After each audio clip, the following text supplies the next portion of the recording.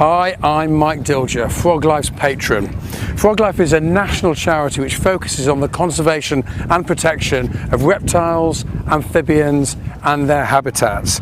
As part of this work, Froglife delivers education projects for all ages, and My Wild Life is an intergenerational reminiscence project designed to bring different generations together to talk about wildlife and being in contact with nature.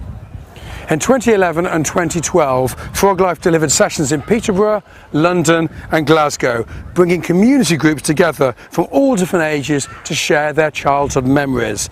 This film has captured those memories so they're preserved in an oral history archive and can be enjoyed for future generations. When we used to go for walks and that when we were kids, we used to see maybe foxes, hedgehogs. We used to go fishing with net, getting tiddlers. So it was enjoyable because you don't see a lot of wildlife now. When I was about 7 or 8 years old, my mother couldn't afford pocket money, so I used to go down to the local stream with jam jar and catch these little newts.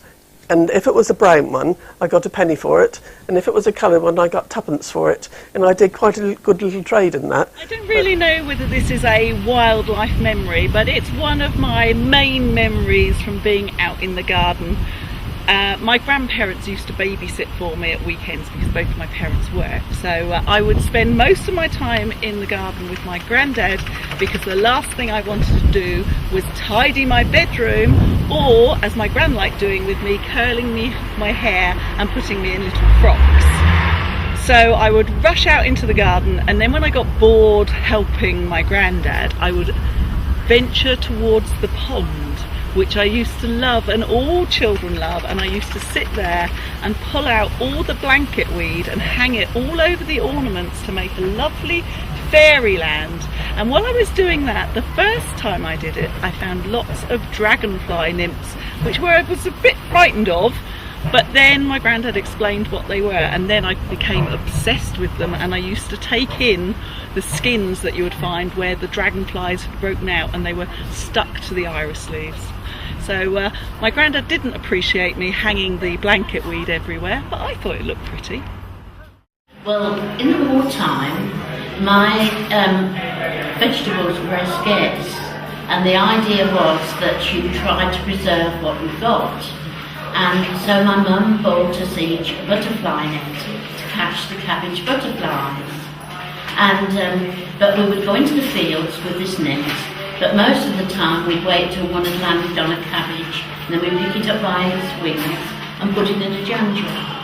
And when we got the jam jar full, we could take it, I don't know where we used to take them, whether it was in school or perhaps in the local public hall, and they would give us a penny for each jar of butterflies we'd got to save the food for England. Well, as a young child, we just used to roam. We used to have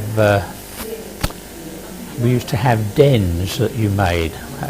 You made your own sort of little dens, or you made things like wigwams, or it was just wonderful. As for children, it was wonderful. There wasn't the nonsense in those days that there is now, and parents were quite happy for children to go out and do what they wanted to do, and you turn back home at meal times, and it was perfect childhood, I think. Lovely. Not a huge amount of money about, but that didn't matter. There was other things. I was one of those kids who was just terribly depressed if I got to the weekend after a week at school and it was hooching it down with rain outside because I couldn't go outside, I couldn't play. And my earliest memories are getting stung by nettles and falling out of trees, and that to me is really what childhood's about. When I was young, I was a bit of an eco-vandal. I didn't really understand the sanctity of life, and I remember catching butterflies from a buddleia bush and being amazed at the scales on the butterfly's wings, and I took a bit of water and I gently washed off the scales because I wanted to see what was underneath. Nowadays, of course, as a wildlife presenter on television, I would never do anything so hideous. But one thing that particularly I do remember was when my two brothers came from England to visit me while I was living with my grandmother in Italy, and I developed this knack of catching lizards.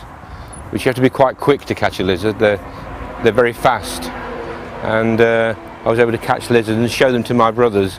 But perhaps the weirdest thing that we used to do was we used to get a gun, a cap gun, and I used to execute them. I don't know, maybe it was just after the war and all that business, but it's perhaps not the best of memories, but it's what we used to do as kids.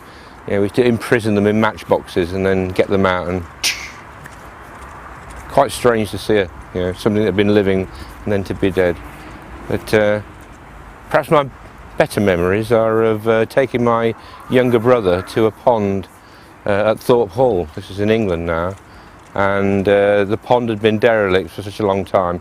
Probably was once a bathing pool, and it was full of water lilies and harebells out the sides, and you could literally take your shoelace off and dig around in the soil with a stick, find a worm and tie a worm to your shoelace and dangle it over, and in no time at all great crested newts would come along and they'd latch on to the worm, and you could literally fish them out and put them in your bucket of water and show people.